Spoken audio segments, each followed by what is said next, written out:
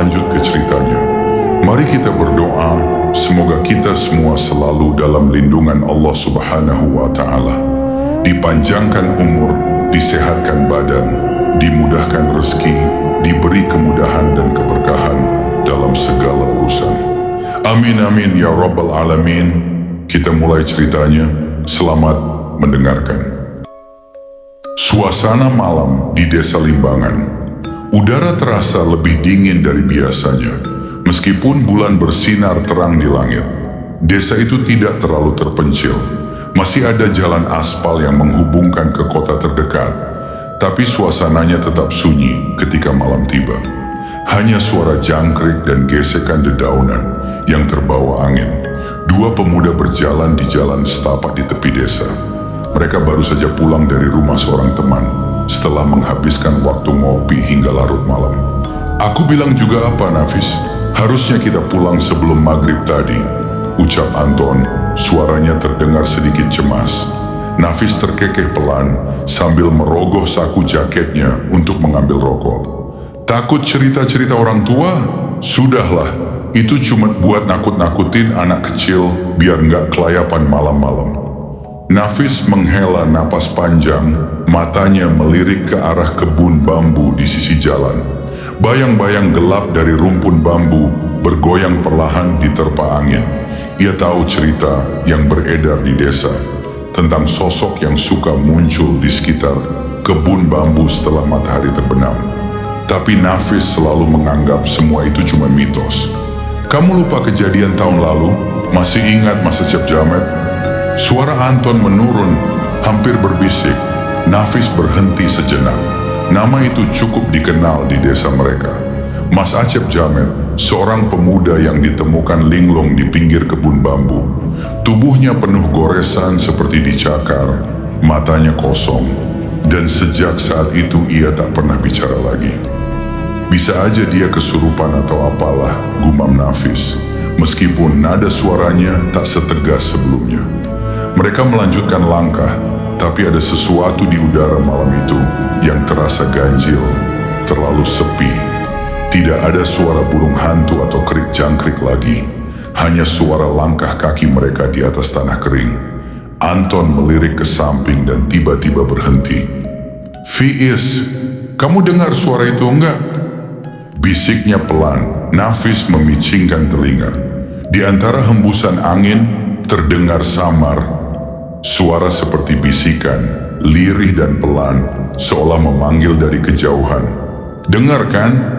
Anton menelan ludah, jantungnya berdetak lebih cepat. Nafis berusaha tertawa kecil, tapi terasa hambar. Mungkin angin, ucapnya, meskipun bulu tengkuknya mulai berdiri. Namun saat mereka melangkah lagi, suara itu semakin jelas. Bukan hanya bisikan, melainkan suara seorang perempuan memanggil nama Anton. Ton! Nafis menahan napas, wajahnya memucat. Ton, siapa yang manggil? Siapa yang kenal kamu di sini malam-malam? Anton menoleh ke sekeliling. Jalan setapak itu kosong. Tidak ada rumah di sekitar sini, hanya kebun bambu yang bergerak perlahan di bawah angin malam. Langkah kaki mereka terasa lebih berat. Nafis ingin berlari, tapi kakinya terasa kaku. Anton mencoba mengabaikan suara itu sampai tiba-tiba sesuatu melintas di ujung matanya. Bayangan putih diam di antara batang-batang bambu, dan suara perempuan itu terdengar lebih dekat, lebih jelas. Ton, pulang. Malam semakin larut, udara terasa semakin dingin menusuk kulit. Langkah kaki Anton dan Nafis terdengar jelas di jalan setapak yang sepi. Meski Anton berusaha mengabaikan suara itu, hatinya mulai tidak tenang. Nafis menoleh cepat ke arah kebun bambu di sisi kiri mereka. Matanya membelalak, napasnya tercekat. Ton, ada yang berdiri di sana. Suaranya bergetar, hampir tak terdengar. Anton berhenti. Tenggorokannya terasa kering saat ia memaksa dirinya menoleh. Di antara batang-batang bambu yang bergoyang perlahan, tampak sesosok perempuan berbaju putih berdiri mematung. Wajahnya tidak terlihat jelas, tertutup rambut panjang yang tergerai menutupi hampir seluruh mukanya. Siapa itu? Gumam Anton meskipun ia tahu jawaban dari pertanyaannya sendiri. Sosok itu tidak bergerak, hanya berdiri di sana. Namun suara lirihnya terus memanggil, "Ton, pulang!" Nafis meremas lengan Anton, mencoba menahan rasa takut yang mulai memuncak. Kita harus pergi dari sini sekarang, bisiknya. Tapi kaki Anton terasa berat, seperti ada sesuatu yang menahannya di tempat. Ada rasa aneh di dadanya, campuran rasa penasaran dan ketakutan yang tak bisa dijelaskan. Gimana kalau dia butuh bantuan? Suaranya nyaris tak terdengar. Nafis menatapnya tajam. "Bantuan apa, Anton? Kita nggak kenal dia. Dan nggak ada orang waras yang berdiri di kebun bambu jam segini." Anton mencoba melangkah mundur. Tapi saat itu juga, sosok perempuan itu bergerak. Pelan. Kakinya tidak terlihat melangkah, tapi tubuhnya meluncur mendekat. "Ton!" Suara itu kini lebih jelas, seakan-akan berbisik langsung di telinga mereka. Ton lari. Tanpa menunggu jawaban, Nafis menarik lengan Anton dan berlari sekuat tenaga menyusuri jalan setapak. Mereka berlari tanpa menoleh ke belakang. Napas memburu di dada, jantung berdetak kencang seolah akan meledak. Di telinga mereka, suara panggilan itu terus terdengar, mengikuti di belakang, semakin dekat. Baru setelah mereka sampai di dekat gerbang desa, suara itu perlahan memudar.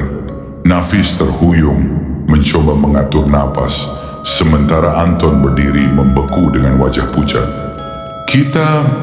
Kita selamat kan?" tanya Nafis, meski suaranya bergetar. Anton mengangguk pelan. Kayaknya, tapi dalam hatinya ia merasa belum sepenuhnya aman.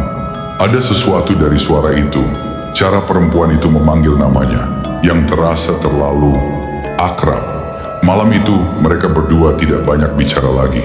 Nafis langsung pulang ke rumahnya di ujung desa, sementara Anton masuk ke dalam rumahnya sendiri dengan perasaan gelisah yang sulit dijelaskan. Namun, tepat ketika ia hendak menutup pintu kamar, sesuatu membuatnya merinding hingga ke tulang. Di lantai dekat tempat tidurnya terdapat jejak kaki basah mengarah dari jendela ke tempat ia berdiri, dan dari luar jendela terdengar bisikan terakhir yang lirih namun jelas. "Kamu sudah pulang, Anton." Siapakah sosok itu? Kenapa dia mengikuti Anton sampai ke rumah?